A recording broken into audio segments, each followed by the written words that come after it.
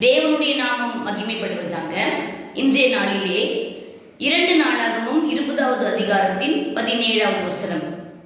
இந்த யுத்தத்தை பண்ணுகிறவர்கள் நீங்கள் அல்ல, யூதா மனுஷரே, எஸ்லேம் ஜனங்களே, நீங்கள் தரித்து நின்று கர்த்தர் உங்களுக்கு செய்யும் ரட்சிப்பை பாருங்கள். பயப்படாமலும் கலங்காமலும் இருங்கள். நாளைக்கு அவர்களுக்கு எதிராக புறப்படுங்கள். கர்த்தர் உங்களோடே இருக்கிறார் என்றார்.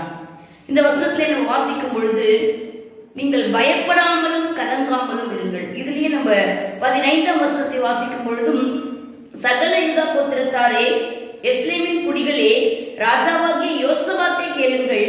நீங்கள் அந்த ஏராளமான கூட்டத்திற்கு பயப்படாமலும் கலங்காமலும் இருங்கள் என்று கர்த்தர் உங்களுக்கு சொல்கிறார். இந்த யுத்தம் உங்களுடையது அல்ல, தேவனுடையது. அல்லேலூயா. சோ யுத்தம் என்றால் எதிர்த்தரப்பினர் ஒருவேளை வலு கொண்டவர்கள், அதிகமானவர்கள், ஏராளமான கூட்டமாக இருக்கிறார்கள் என்றால் நம்மால் அந்த யுத்தத்தை மேற்கொள்ள முடியாது. அப்படிப்பட்ட சூழ்நிலையில யோசபாத்தும் ஜனங்களும் இருக்கும் பொழுது கர்த்தருடைய வார்த்தை அவர்களுக்கு நேராய் கடந்து வருகிறது. நீங்கள் பயப்படாமலும் கலங்காமலும் இருங்கள். ஏனென்றால் இந்த யுத்தம் உங்களுடையது அல்ல, தேவனுடையது. அவர்களுடைய நிலை என்ன என்று நாம் பார்க்கும் பொழுது 12ஆம் வசனத்திலே, எங்கள் தேவனே, அவர்களை நீர் நியாயம் தீர்க்க மாட்டீரோ? எங்களுக்கு விரோதமாக வந்த இந்த ஏராளமான கூட்டத்திற்கு முன்பாக நிற்க எங்களுக்கு பலனில்லை. நாங்கள் செய்ய வேண்டியது இன்னதென்று எங்களுக்கு தெரியவில்லை. ஆகையால் எங்கள் கண்கள் உண்மையே நோக்கி கொண்டிருக்கிறது என்றார். அல்லேலூயா. இந்த வசனத்துல பாருங்க, அவர்களுக்கு நிற்க பலனில்லை, என்ன செய்வது என்று அவர்களுக்கு தெரியவில்லை. அப்படிப்பட்ட சூழ்நிலையில கர்த்தரையே அவருடைய கண்கள் நோக்கி பார்த்தது.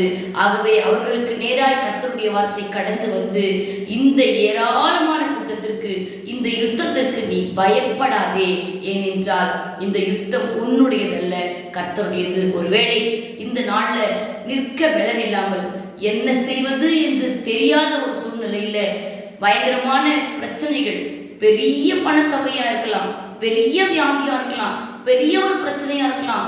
இதை நான் எப்படி சமாளிப்பது? இதை சமாளிப்பதற்கு என்னிடத்தில் பலன் இல்லை.